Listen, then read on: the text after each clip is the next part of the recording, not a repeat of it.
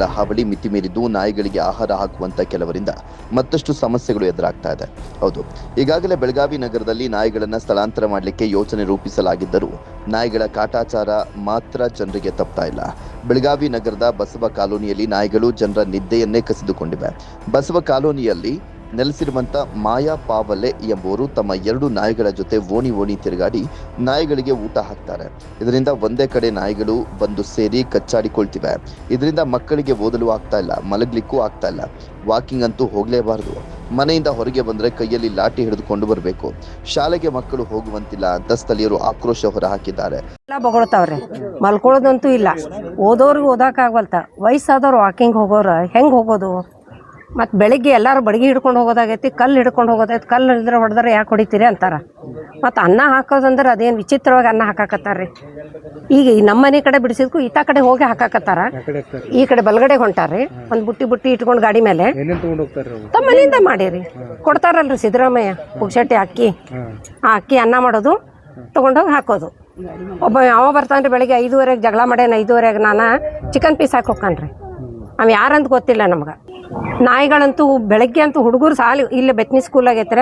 ಬೆಳಗ್ಗೆ ಹೋಗೋ ಹುಡುಗರು ಕಳ್ಸಾಕ್ ಬರೋ ಪೇರೆಂಟ್ಸ್ಗಳ ಎಷ್ಟು ತ್ರಾಸ ಅನ್ಭವಿಸಕತ್ತಾನ ನಮ್ಗೆ ಗೊತ್ತದ.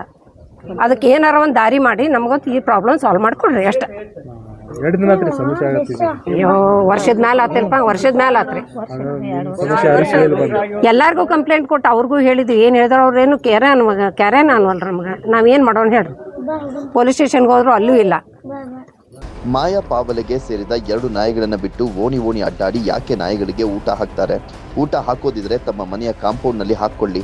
15ರಿಂದ 20 ನಾಯಿಗಳು ಒಂದೇ ಸಮನೆ ಮಕ್ಕಳನ್ನ, ವೃದ್ಧರನ್ನ ಅಟ್ಟಾಡಿಸ್ಕೊಂಡು ಬರ್ತಾ ಇದೆ. ಇದರಿಂದ ಜನ ಬಿದ್ದು ಗಾಯ ಮಾಡ್ಕೊಂಡಿದ್ದಾರೆ. 4-5 ಸಲ ದೂರು ನೀಡಿದ್ರೂ ಪ್ರಯೋಜನ ಆಗಿಲ್ಲ ಅಂತ ಮಹಿಳೆಯರು ಪಾಲಿಕೆ ವಿರುದ್ಧ ಆಕ್ರೋಶ ಹೊರಹಾಕಿದ್ರು. ಇಲ್ಲೇ ನಮ್ಮ ಮನ್ಯಾಗ ನಮ್ಮ ಮನೆ ಬಾಜುನ ರೀ ಮಾಯಾ ಪಾವಲೆ ಅಂತದಾರ್ರಿ. ಅವರು ಮನ್ಯಾಗ 2 ನಾಯಿ ಅವರು ಅದಾವ್ರಿ.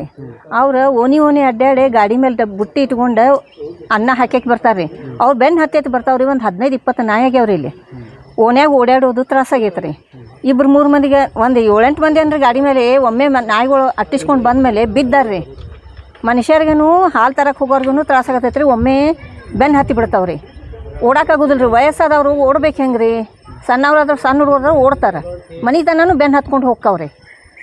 ಮತ್ತು ಎಲ್ಲರ ಮನೆ ಮುಂದೆ ಸಂಡಾಸ ಮಾಡ್ತಾವ್ರಿ. ಕಸ ಇಟ್ಟಿದ್ದು ಕಸದವ್ರು ಬರುತ್ತಾನ ಎಲ್ಲ ಹರವಂಚಿ ಓಣಿ ತುಂಬ ಮಾಡ್ತಾವ್ರಿ.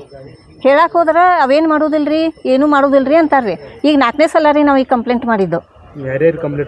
ಕಾರ್ಪೊರೇಷನ್ ಕಂಪ್ಲೇಂಟ್ ಆಗೈತೆ ರೀ. ಮೊನ್ನೆ ಪೊಲೀಸ್ ಸ್ಟೇಷನ್ಗೂ ಕಂಪ್ಲೇಂಟ್ ಮಾಡಿ ಬಂದೀವ್ರಿ. ಅವರು ಏನೂ ತೊಗೊಂಡಿಲ್ಲ ರೀ ಕ್ರಮ. ಮಕ್ಕಳಿಗೆ ಕಡದೈತ್ರಿ, ಒಂದು ಹುಡುಗ ಕಡದೈತ್ರಿ. ಸದ್ಯ ನಾಯಿಗಳಿಗೆ ಎಲ್ಲಿ ಬೇಕಾದಲ್ಲಿ ಆಹಾರ ನೀಡಬಾರದು ಅಂತ ಪಾವಲೆ ಕುಟುಂಬಸ್ಥರಿಗೆ ಪಾಲಿಕೆ ಅಧಿಕಾರಿಗಳು ವಾರ್ನಿಂಗ್ ಮಾಡಿ ನಾಯಿಗಳ ಸ್ಥಳಾಂತರಕ್ಕೂ ಮುಂದಾಗಿದ್ದಾರೆ. ಮುಂದೆ ಎಲ್ಲೆಂದರಲ್ಲಿ ನಾಯಿಗಳಿಗೆ ಆಹಾರ ನೀಡಿದರೆ ಕಟ್ಟುನಿಟ್ಟಿನ ಕ್ರಮ ಜರುಗಿಸಲಿಕ್ಕೆ ಪಾಲಿಕೆ ಅಧಿಕಾರಿಗಳು ನಿರ್ಧಾರ ಮಾಡಿದ್ದಾರೆ. Prahlad Pujari, public next, Belagavi.